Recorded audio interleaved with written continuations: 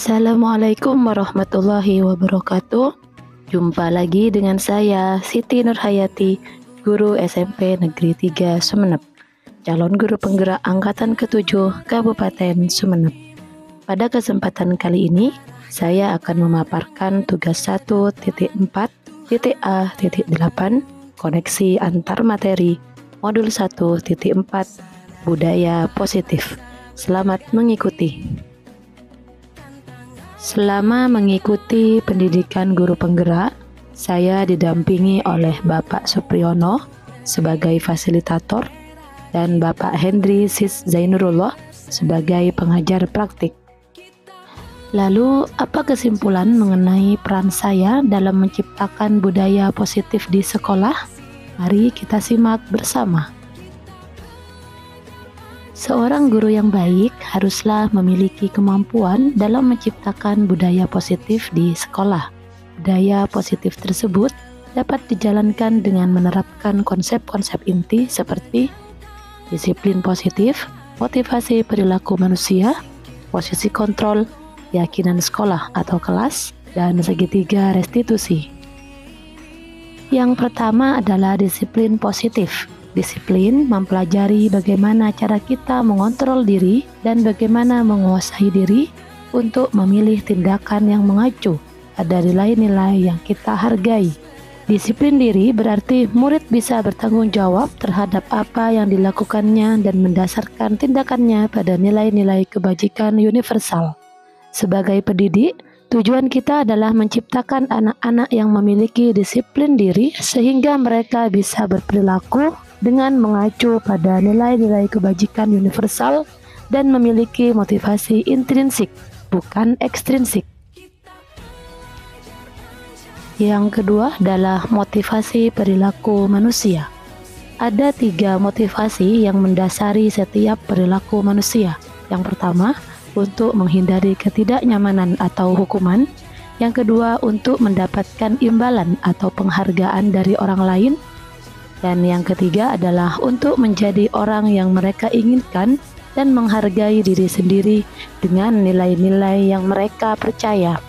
Motivasi perilaku pada nomor 1 dan nomor 2 itu sifatnya adalah motivasi ekstrinsik, artinya motivasi yang berasal dari luar atau dari orang lain. Sedangkan pada poin yang ketiga, motivasi itu sudah berasal dari dalam diri siswa itu sendiri atau disebut motivasi intrinsik.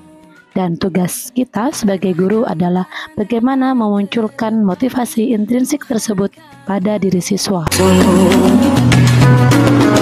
Yang ketiga adalah posisi kontrol seorang guru. Ada 5 posisi kontrol yang biasa dilakukan oleh guru terhadap muridnya. Yang pertama adalah penghukum, kemudian pembuat rasa bersalah, posisi teman, posisi pemantau, dan posisi manajer. Dari kelima posisi kontrol tersebut, posisi kontrol yang paling baik dan disarankan untuk dilakukan oleh seorang guru adalah posisi kontrol sebagai manajer. Mengapa?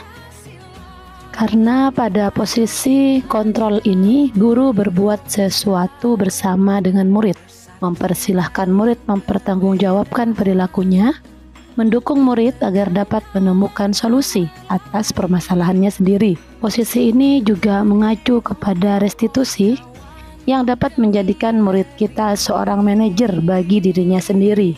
Murid juga diajak untuk menganalisis kebutuhan dirinya maupun kebutuhan orang lain. Penekanan bukan pada kemampuan membuat konsekuensi, namun dapat berkolaborasi dengan murid bagaimana memperbaiki kesalahan yang ada. Yang keempat adalah keyakinan sekolah atau keyakinan kelas. Keyakinan yaitu nilai-nilai kebajikan universal yang disepakati secara tersirat dan tersurat, lepas dari latar belakang suku, negara, bahasa, maupun agama. Seseorang akan lebih tergerak dan bersemangat untuk menjalankan keyakinannya daripada hanya sekedar mengikuti serangkaian peraturan tertulis tanpa makna. Dalam membuat suatu keyakinan sekolah atau kelas, guru dapat berlandaskan pada nilai-nilai kebajikan tersebut yang berasal dari kesepakatan atau keyakinan siswa sendiri. Yang kelima adalah penerapan segitiga restitusi dalam mengatasi masalah siswa. Guru yang berada pada posisi kontrol manajer akan menggunakan segitiga restitusi dalam penyelesaian masalah siswa. 3 tahapan segitiga restitusi adalah menstabilkan identitas, validasi tindakan yang salah, menanyakan keyakinan. Tujuan dari itu semua adalah membimbing murid dalam berdisiplin positif sehingga menjadikan mereka murid yang merdeka. Keterkaitan antar materi pada modul 1 ini adalah saling berkaitan. Di antara modul 1.1 Filosofi Pemikiran Ki Hajar Dewantara, modul 1.2 Nilai dan Peran Guru Penggerak, modul 1.3 Visi Guru Penggerak, dan modul 1.4 Budaya Positif. Tujuan akhir dari modul 1 ini yang meliputi Filosofi Pemikiran Ki Hajar Dewantara, Nilai dan Peran Guru Penggerak, Visi Guru Penggerak, dan Budaya Positif adalah terwujudnya profil pelajar Pancasila. Yang pertama adalah keterkaitan modul 1.1 Filosofi Ki Hajar Dewantara dengan modul 1.4 Budaya Positif. Menurut Ki Hajar Dewantara, pendidikan adalah menuntun segala kodrat yang ada pada anak sesuai kodrat alam dan kodrat zaman, agar mereka mencapai keselamatan dan kebahagiaan yang setinggi-tingginya, baik sebagai manusia maupun sebagai anggota masyarakat. Dalam proses menuntun itu, maka guru perlu menerapkan budaya positif di lingkungan sekolah dengan melibatkan semua komponen sekolah, sehingga anak merasa aman dan nyaman belajar di sekolah, dan tujuan pendidikan menurut KHD pun akan tercapai. Yang kedua adalah keterkaitan modul 1.2 Nilai dan Peran Guru Penggerak dengan Budaya Positif. Untuk mewujudkan apa yang dicita-citakan oleh Ki Hajar Dewantara, maka seorang guru penggerak harus memiliki nilai dan peran sebagai seorang guru penggerak. Nilai guru penggerak meliputi berpihak pada murid, mandiri, reflektif, kolaboratif, dan inovatif. Sedangkan peran guru penggerak menjadi pemimpin pembelajaran, menjadi coach bagi guru yang lain, mendorong kolaborasi, mewujudkan kepemimpinan murid, serta menggerakkan komunitas praktisi. Keterkaitan modul ini dengan budaya positif di mana seorang guru penggerak dapat menjalankan nilai dan perannya sebagai seorang guru penggerak untuk menciptakan lingkungan yang positif. Pada akhirnya, lingkungan yang positif akan menjadi sebuah budaya positif yang membantu anak untuk mencapai profil pelajar Pancasila. Selanjutnya adalah keterkaitan modul 1.3 Visi Guru Penggerak dengan Budaya Positif. Untuk mengadakan suatu perubahan yang baik, maka seorang guru penggerak haruslah memiliki visi. Visi di sini dapat dijadikan pedoman atau acuan untuk mencapai tujuan yang diharapkan. Visi tersebut dapat terwujud jika ada kolaborasi dengan semua warga sekolah. Oleh karena itu, dalam mewujudkan visi perlu adanya langkah-langkah konkret dengan menggunakan metode inquiry apresiatif dengan tahapan bagja, yaitu buat pertanyaan, ambil pelajaran, gali mimpi, jabarkan rencana, dan atur eksekusi. Visi yang dibuat oleh guru penggerak ini akan membawa perubahan pada budaya positif di sekolah. Berikut adalah refleksi dari pemahaman saya atas keseluruhan materi pada modul budaya positif. Sejauh mana pemahaman Anda tentang konsep-konsep inti yang telah Anda pelajari di modul ini? Adakah hal-hal yang menarik untuk Anda dan di luar dugaan? Saya sudah memahami konsep-konsep inti dari modul budaya positif ini yang berkaitan dengan disiplin positif, teori kontrol, teori motivasi, hukuman dan penghargaan, posisi kontrol guru, kebutuhan dasar manusia, keyakinan kelas, dan segitiga restitusi. Disiplin positif merupakan salah satu cara untuk menumbuhkan kesadaran serta memberdayakan anak untuk melakukan sesuatu tanpa sogokan, ancaman, ataupun hukuman. Mereka bisa bertanggung jawab terhadap apa yang dilakukannya karena mereka mendasarkan tindakan mereka pada nilai-nilai kebajikan universal. Selanjutnya adalah teori kontrol. Dalam teori ini, yang memiliki peran atau kontrol terhadap setiap keputusan adalah diri kita sendiri. Teori motivasi, ada 3 motivasi perilaku manusia, yaitu untuk menghindari ketidaknyamanan atau hukuman, untuk mendapatkan imbalan atau penghargaan dari orang lain, dan untuk menjadi orang yang mereka inginkan dan menghargai diri sendiri sesuai dengan nilai-nilai yang mereka percaya. Hukuman dan penghargaan. Dalam menerapkan disiplin positif pada murid, sebaiknya hindari penggunaan hukuman dan penghargaan, karena itu akan membawa dampak buruk pada murid, baik efek jangka pendek maupun jangka panjang. Posisi kontrol guru, yaitu penghukum, pembuat merasa bersalah, teman, pemantau, dan manajer. Kebutuhan dasar manusia, ada 5 kebutuhan dasar manusia, yaitu kebutuhan untuk bertahan hidup, kebutuhan akan kasih sayang dan rasa diterima, kebutuhan akan penguasaan, kebutuhan akan kebebasan, dan kebutuhan akan kesenangan. Selanjutnya adalah keyakinan kelas. Hal ini merupakan sebaik-baiknya kesepakatan daripada sekedar peraturan, karena keyakinan kelas ini berasal dari diri siswa sendiri sesuai dengan nilai-nilai kebajikan yang mereka yakini. Selanjutnya adalah segitiga restitusi, merupakan cara yang lebih baik dalam membimbing murid berdisiplin positif agar menjadi murid yang merdeka, dengan tahapan stabilitas identitas, validasi tindakan yang salah, dan menanyakan keyakinan. Seluruh konsep inti tersebut harus diresapi dalam diri, diwujudkan dalam tindakan, dan dibagikan pada rekan guru di sekolah. Hal yang menarik dan di luar dugaan saat saya mempelajari modul 1.4 adalah dalam penggunaan penghargaan. Sesuai dengan teori respon stimulus, selama ini penggunaan penghargaan dirasa sebagai reinforce yang tepat untuk memunculkan perilaku positif yang diharapkan. Namun ternyata setelah saya mempelajari modul ini, saya menjadi paham bahwa sebenarnya pemberian penghargaan justru tidak efektif dan membawa dampak kurang baik pada murid, baik jangka pendek maupun jangka panjang, seperti merusak hubungan, mengurangi ketepatan, menurunkan kualitas, mematikan kreativitas, dan penghargaan itu bersifat menghukum. Penghargaan juga hanya merangsang murid berperilaku positif karena pengaruh ekstrinsik, bukan intrinsik.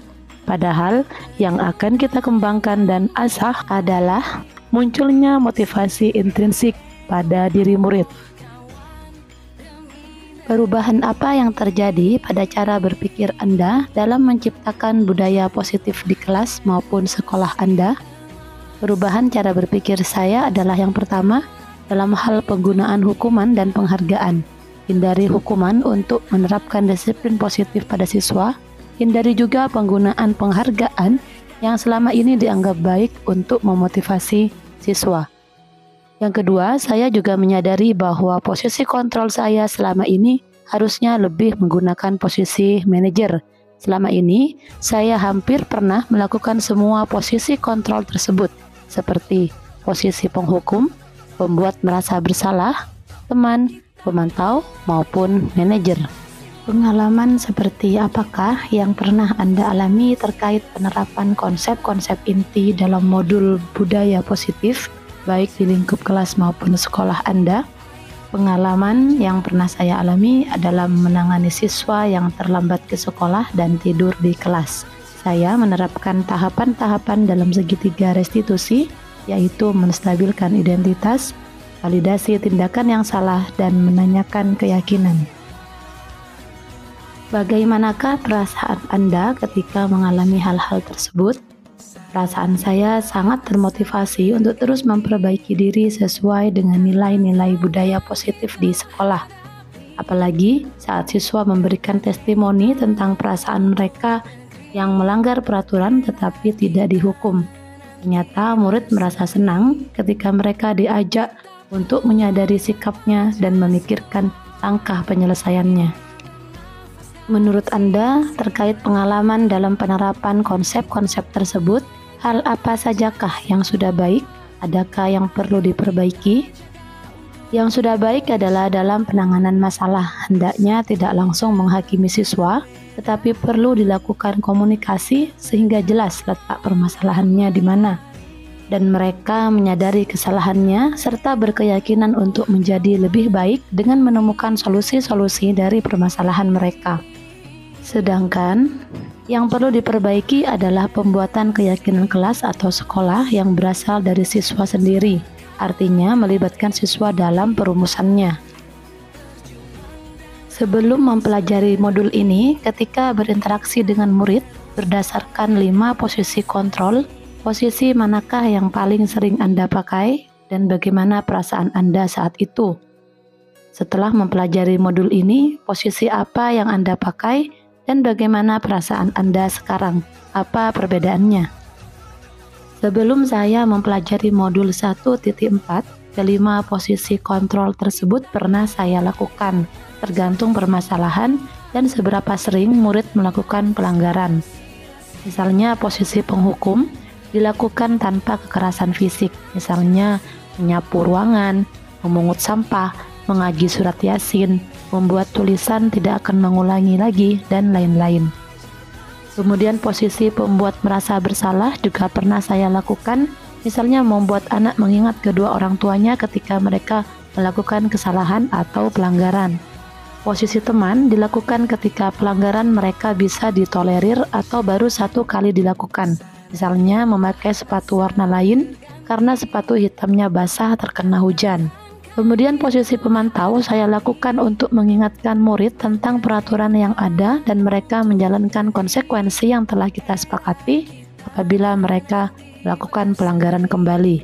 Sedangkan posisi manajer adalah posisi kontrol yang paling sering saya gunakan ketika menangani pelanggaran tata tertib dan juga konseling bersama siswa.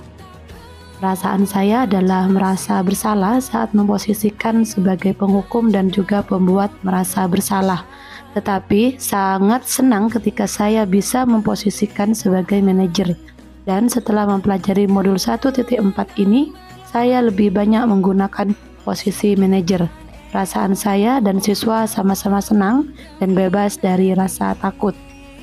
Sebelum mempelajari modul ini, pernahkah Anda menerapkan segitiga restitusi ketika menghadapi permasalahan murid Anda? Jika iya, tahap mana yang Anda praktekkan dan bagaimana Anda mempraktekkannya? Ya, saya pernah menerapkan segitiga restitusi dalam menghadapi permasalahan murid, walaupun saat itu saya tidak paham kalau hal tersebut merupakan bagian atau tahapan dari segitiga restitusi. Tahapan yang saya lakukan adalah menstabilkan identitas, validasi tindakan yang salah, dan menanyakan keyakinan. Walaupun tidak setiap kasus atau permasalahan saya menggunakan ketiga tahapan tersebut. Ada mungkin salah satunya yang tidak digunakan, tapi hanya menggunakan 2 atau 1 tahapan. Selain konsep-konsep yang disampaikan dalam modul ini, adakah hal-hal lain yang menurut Anda penting untuk dipelajari dalam proses menciptakan budaya positif baik di lingkungan kelas maupun sekolah? Dalam proses menciptakan budaya positif di kelas maupun di sekolah, alangkah lebih baiknya jika melakukan kolaborasi antara sekolah dan orang tua agar budaya positif tersebut tidak hanya dilakukan atau diterapkan di sekolah saja, tetapi juga bisa diterapkan di rumah agar perilaku positif tersebut menjadi sebuah kebiasaan atau karakter. Demikianlah pemaparan saya tentang koneksi antar materi modul 1.4 budaya positif. Terima kasih saya ucapkan, mohon maaf atas segala kekurangan. Salam dan bahagia untuk seluruh guru hebat di mana saja berada. Salam guru penggerak, tergerak, bergerak, dan menggerakkan. Bersatu dalam perbedaan.